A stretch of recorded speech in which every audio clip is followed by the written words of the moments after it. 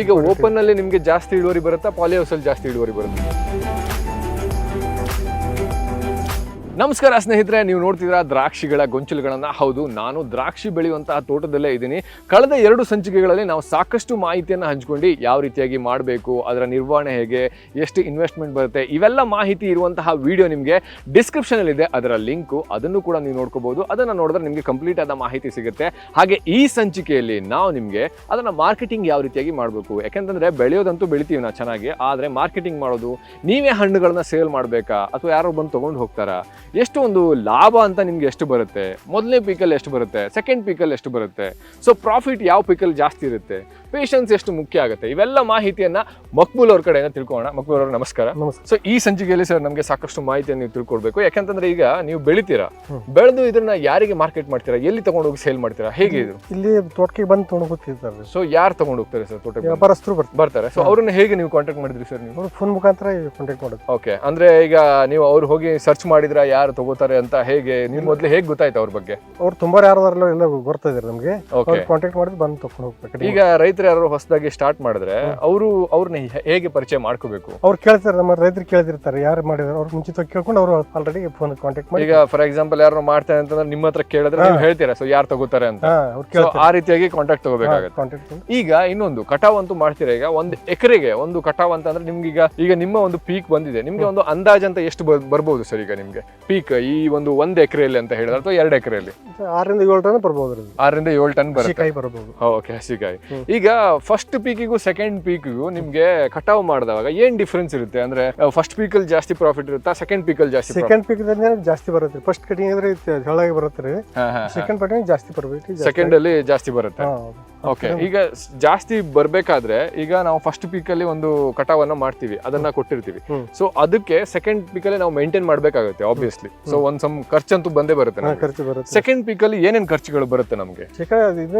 ಚಟ್ನಿ ದಟ್ಟ ಖರ್ಚು ಬರುತ್ತೆ, ಜಾಸ್ತಿ ಬರಂಗಿಲ್ಲ. ಕಲ್ಲ ನಡಾಕೋದು ಇರಂಗಿಲ್ಲ. ಹೌದು, ಅದೆಲ್ಲ ಮಾಡಿರ್ತೀರ ನೀವು, ಮೊದಲೇ ಮಾಡಿರ್ತೀರ. ಈ ಸೆಕೆಂಡ್ ಟೈಮ್ ಖರ್ಚು ಕಡಿಮೆ ಬರುತ್ತೆ. ಸೆಕೆಂಡ್ ಟೈಮ್ ಖರ್ಚು ಕಮ್ಮಿ ಬರುತ್ತೆ. ಅಂದ್ರೆ ಮುಖ್ಯವಾಗಿ ಏನು ಗೊಬ್ಬರ ಎಷ್ಟು ಪ್ರಮಾಣದಲ್ಲಿ ಹಾಕ್ಬೇಕಾಗುತ್ತೆ? ಗೊಬ್ಬರ ಏನು ಒಂದು ಟ್ರ್ಯಾಕ್ಟರ್ಗೆ 7 ರಿಂದ 8 ಸಾವಿರ ರೂಪಾಯಿ ಬೀಳುತ್ತೆ. ಒಂದು ಟ್ರ್ಯಾಕ್ಟರ್ ಒಂದು ಎಕರೆ ಹಾಕಬಹುದು, ಒಂದು 4-5 ಟ್ರ್ಯಾಕ್ಟರ್ ಹಾಕಬಹುದು ಒಂದು ಎಕರೆಗೆ. ಈಗ ಒಂದು ಗಿಡಕ್ಕೆ ನೀವು ಎಷ್ಟು ಪ್ರಮಾಣದ ಗೊಬ್ಬರವನ್ನು ಹಾಕ್ತೀರಾ ಸರ್? ಅದು ಒಂದು ಬುಟ್ಟಿ ಆಗುತ್ತೆ 10 ಕೆಜಿ ಆಗ್ಬೋದು, ಅಂದಾಜು ಒಂದು 10 ಕೆಜಿ ಆಗುತ್ತೆ. 10 ಕೆಜಿ ಒಂದು ಗಿಡಕ್ಕೆ ಹಾಕ್ತೀರಾ ನೀವು ಸೆಕೆಂಡ್ ಪೀಕ್ ಅಲ್ಲಿ. ಈ ಗೊಬ್ಬರ ಮತ್ತು ನೀರಿನ ಒಂದು ಇದನ್ನ ಎಷ್ಟು ಬ್ಯಾಲೆನ್ಸ್ ಮಾಡ್ಬೇಕಾಗುತ್ತೆ ಸರ್? ಎಷ್ಟು ಚೆನ್ನಾಗಿ ಮಾಡಿದ್ರೆ ಚೆನ್ನಾಗಿ ಬರುತ್ತೆ? ನಾವು ಎಷ್ಟು ಚೆನ್ನಾಗಿ ಮೇಂಟೈನ್ ಮಾಡ್ಕೊಂಡು ಹೋಗ್ತೀವಿ ಅಷ್ಟು ಚೆನ್ನಾಗಿ ಬೆಳೆ ಬೆಳಿತಿತ್ತು. ಓಕೆ, ಅಂದ್ರೆ ಅದಕ್ಕೆ ಎಷ್ಟು ಪ್ರಮಾಣದ ಗೊಬ್ಬರ ಬೇಕಾದ್ರೂ ಹಾಕ್ಬೋದು ನಾವು? ಎಷ್ಟು ನಾವು ಜಾಸ್ತಿ ಬೇಕಾದ್ರೆ ಹಾಕ್ಬೋದು ರೀ. ಓಕೆ, 20 ಕೆಜಿ ಆಗ್ಬೋದು, 30 ಕೆಜಿ ಎಷ್ಟು ಬೇಕಾದ್ರೆ ಹಾಕಬಹುದು. ಸೊ ಅಷ್ಟು ಹಾಕಿದಷ್ಟು ನಿಮ್ಗೆ ಪೀಕ್ ಜಾಸ್ತಿ ಬರುತ್ತೆ. ಪೀಕ್ ಜಾಸ್ತಿ ಬರುತ್ತೆ, ಒಳ್ಳೇದು. ಎಷ್ಟು ಹಾಕಬೇಕು ಒಳ್ಳೇದಿಲ್ಲ. ಈಗ ಮುಖ್ಯವಾಗಿ ನಾನು ನೋಡ್ತಾ ಇದ್ದೀನಿ, ಇಲ್ಲಂತೂ ಬಂದಿದೆ. ಈಗ ನಿಮ್ಗೆ ಇನ್ನೊಂದು 100-120 ದಿವಸದಲ್ಲಿ ನೀವು ಇದನ್ನ ಕಟಾವ್ ಕೂಡ ಮಾಡ್ತೀರಾ.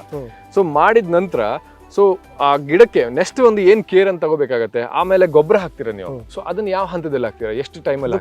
ಚಟ್ನಿ ಆದ ಕೂಡಲೇ ಹಾಕ್ಬೇಕಾಗತ್ತೆ. ಓಕೆ, ಚಟ್ನಿ ಮಾಡ್ಬೇಕಾಗತ್ತೆ ಫಸ್ಟ್. ಚಟ್ನಿ ಆದ ಕೂಡಲೇ ಒಂದು 8-5 ನಿಮಿಷ ಹಾಕ್ಬೋದು. ಚಟ್ನಿ ಆದ ಒಂದು 5-6 ದಿನಕ್ಕೆ ಗೊಬ್ಬರ ಹಾಕ್ತೀರಾ.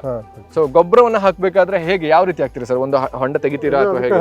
ಈಗ ಅದ್ರ ಬುಡನ ಈಗ ನಮ್ಗೆ ಕಾಣಿಸ್ತಾ ಇದೆ, ಅಲ್ಲಿ ರಿಂಗ್ ಮಾಡಿ ಹಾಕೋದು. ಮತ್ತೆ ರಿಂಗ್ ಮಾಡ್ತೀರಾ ಅದನ್ನ? ರಿಂಗ್ ಅಂದ್ರೆ ಯಾವ ರೀತಿ ಸರ್? ಈಗ ಈ ತರ ತೋಡ್ಬೇಕಾಗತ್ತೆ, ಸಂಖ್ಯೆ ಇದಿಷ್ಟು ತೋಡ್ಕೊಂಡು ಇಲ್ಲಿ ಕುಣಿ ಮಾಡಿ ಗಿಡ ಇಲ್ಲಿ ಇದ್ರೆ ಈಗ ಇಲ್ಲಿ ತೋಡ್ಬೇಕಾಗುತ್ತೆ. ಇಲ್ಲಿ ಡ್ರಿಪ್ ನೀರ್ ಬೀಳುತ್ತೆ, ಅಲ್ಲಿ ಅದೊಂದು ರಿಂಗ್ ಆಗತ್ತೆ. ಓಕೆ, ನೀರ್ ಬೀಳಲ್ಲಿ ತೋಡ್ಬೋದು. ಅಂದ್ರೆ ನೀರ್ ಮೇಲೆ ಗೊಬ್ಬರದ ಮೇಲೆ ನೀರ್ ಬೀಳ್ಬೇಕು.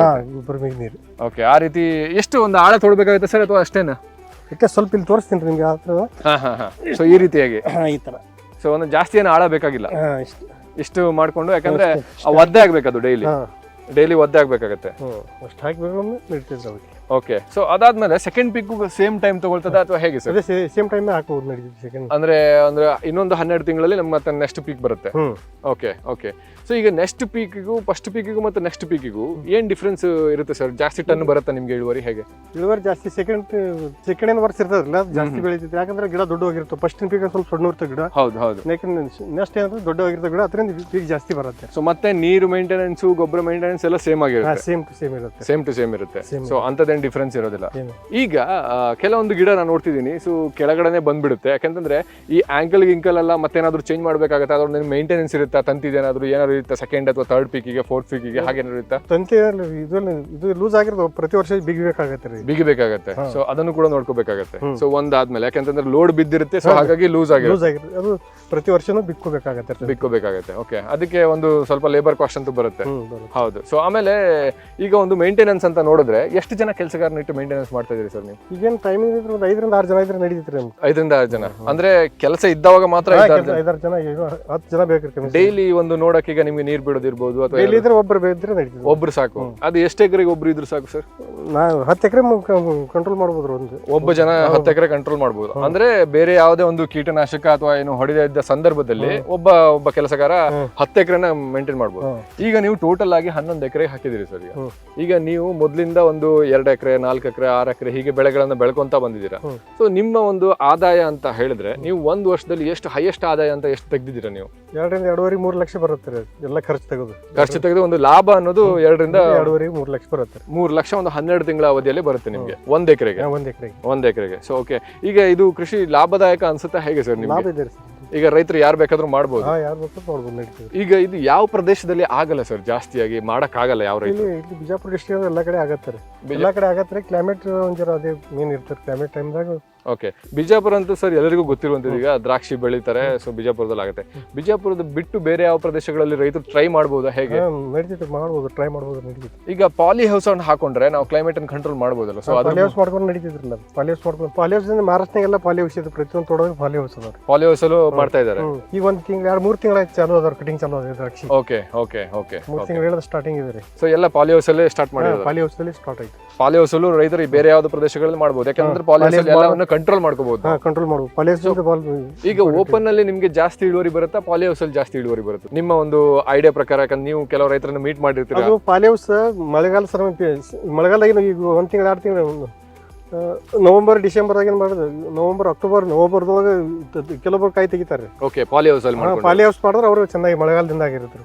ಇಂಥ ಕ್ಲೈಮೇಟ್ ಈ ಟೈಮ್ದಾಗ ಮಾರ್ಚ್ದಾಗ ತೆಗೆದ್ರೆ ಇಂಥ ಓಪನ್ ಆಗಿ ತೆಗೆದ್ರೆ ನಡೀತೈತ್ರಿ. ಓಕೆ, ಓಪನ್ ಆಗುತ್ತೆ. ಏನಾದ್ರು ಟೇಸ್ಟ್ ಅಲ್ಲಿ ಏನಾದ್ರು ಡಿಫ್ರೆನ್ಸ್ ಇರುತ್ತೆ ಸರ್ ಪಾಲಿ ಹೌಸ್ ಒಂದು ದ್ರಾಕ್ಷಿಗೂ ಇದ್ರ ದ್ರಾಕ್ಷಿಗೂ ಹೇಗೆ ಏನಾದ್ರು ಟೇಸ್ಟ್ ಡಿಫ್ರೆನ್ಸ್ ಇರುತ್ತಾ ಅಥವಾ? ಈಗ ಕ್ಲೈಮೇಟ್ದಾಗ ಒಂಚೂರು ಶುಗರ್ ಜಾಸ್ತಿ ಬರುತ್ತೆ.